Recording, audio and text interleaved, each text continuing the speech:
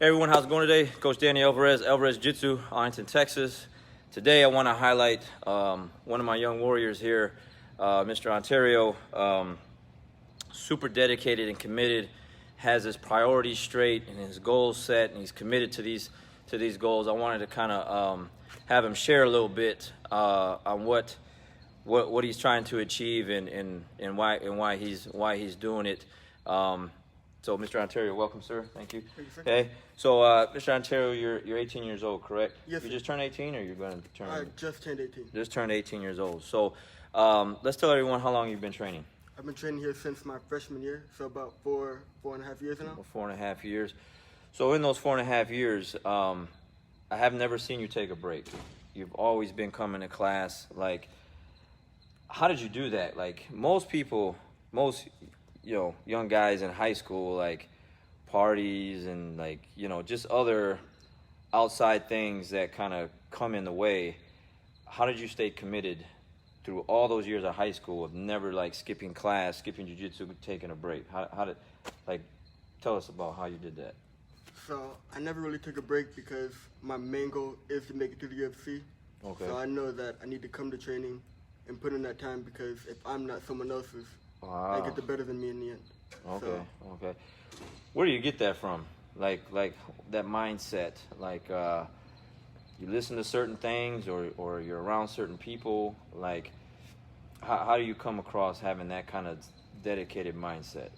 So first off, the speeches you give after class. Okay. That helped me. And then I listen this motivational speeches every morning. Okay.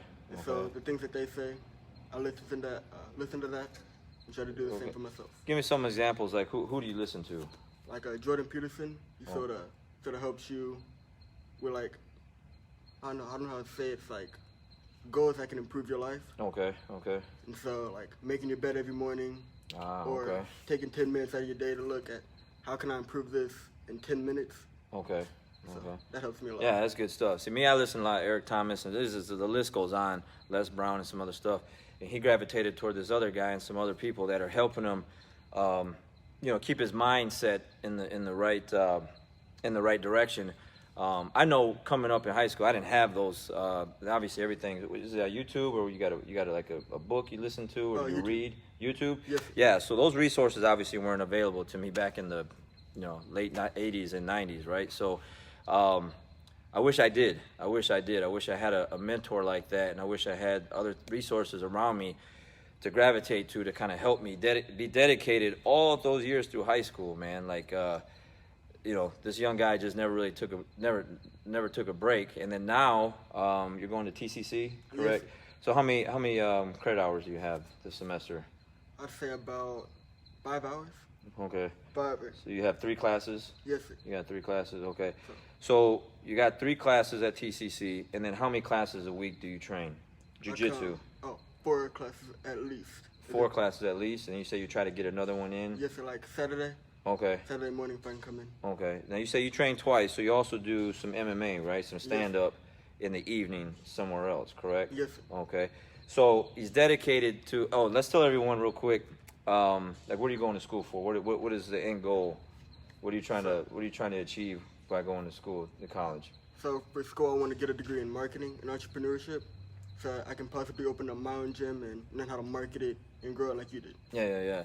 Man, that's awesome. That's why I'm sharing this with you guys, because I run into a lot of parents, that are thinking about getting their teens or their kids into jiu-jitsu, and by bringing them to our academy, this is what you're going to be around. This is what your kids are going to be around. They're going to be around young men like this that have, they're not out partying, they're not out, doing all kind of wild, crazy stuff. They have a goal set, they have their mind set in the right direction, and this is what you want your kids to be around. I like being around them. This is one of my toughest training partners. We just got done wrestling. We did 3 rounds of wrestling together. This young man's a beast. He's 18, I'm 44, and we didn't get in there wrestling today. And I like being around in his presence because of he's super respectful, and just his work ethic. I mean, he's here all the time, and the kind of work that he puts in the academy is what I'm looking for, in all my students. But then he goes above and beyond doing this other stuff. So I asked you a little bit ago about what you eat. So, like, tell us, do you eat fast food, do you eat junk food, or do you eat pretty healthy? No fast food. If I do, it's like very rare. Very rare? But like, Why not? Why not eat fast food? Like, some people eat fast food every day, right? Cheeseburgers, fries. Why not eat the fast food? Because like when you come to training, it just doesn't feel good. It makes you want to throw up, and you can't perform as you would if you ate like vegetables or oatmeal and these kinds of things before training. Okay. Have you always been like that? Have you? It began to more my freshman year when I came here. Okay. Because I began to almost throw up, and it wasn't that good. Yeah, So yeah. That's not good. That. You don't want to be one of those guys. But it happens. It happens. There's a lot of people that throw up on the mat here because of the training, and it's a cleansing process. You know, we're exercising those demons, so to speak. You know, we're trying to get all that bad stuff out of your body. And once you come and train here, you realize that you have to really up your game in the health and nutrition department, because you can't come here, at least in this academy, because it's not all the same everywhere else, and eat bad foods and think you're going to come in here and perform well, because it's not going to work. I'm going to make sure that we make sure we change the way you eat by making sure you throw up because of the way I push people in here. But that's a good thing. That's a good thing, because you shouldn't be eating cheeseburgers and french fries anyways, right? You know what I mean? So give us some examples of like what do you eat throughout the week, throughout the day. So like for breakfast this morning, I ate oatmeal and a protein cookie. Okay. Just to get me fueled up, ready for training. And then probably after this, I'll get like this little pita bread. Okay. It's high in fiber. Put peanut butter on it. Okay. Eat that, and then veggie patties. Okay. I like those because they give me number one, the protein I need, the vegetables I need, like chickpeas. Okay. Yeah. Yeah, I eat hummus and stuff like that too. Yeah. What about for dinner? For dinner, I like sort of the same thing, veggie patties, or just something like vegetables, stuff like that, to give me energized throughout the day. Okay. What about water intake? You drink a lot of water? Yes, sir. Okay. I eat these ice drinks too. They carry like a lot of vitamins, 0 calories, okay, no sugar. Okay. And right on. Like carbonated. So. Yeah. See, guys, a lot of people I know, a lot of young guys like I know his age, man, they're eating Takis, they're eating Taco Bell, they're eating Burger King, you know, just everything up and down the street fast food wise. And, you know, obviously when you're young, it really doesn't affect the way you look until you get a little bit older. Sometimes it does. But again, we have a young man here. He's just turned 18 years old. Got his mindset with entrepreneurship, wants to open up his own academy later on.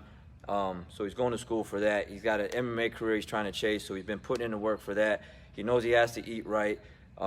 Just all these things. So he blocks out all these other outside distractions, and he just commits to it. And those are the kind of people that we want to be around day in and day out. We don't want to be like this guy. Never complains. I never hear him complain about anything, about how life's treating him, about how life is doing him wrong, or you know, in a bad mood. He just always comes in with a good energy, good vibe, and then just good work ethic. And that's what we're looking for, and that's what we're always building here. So I wanted to just make some time today to just kind of highlight this young man, because he has a bright future in front of him.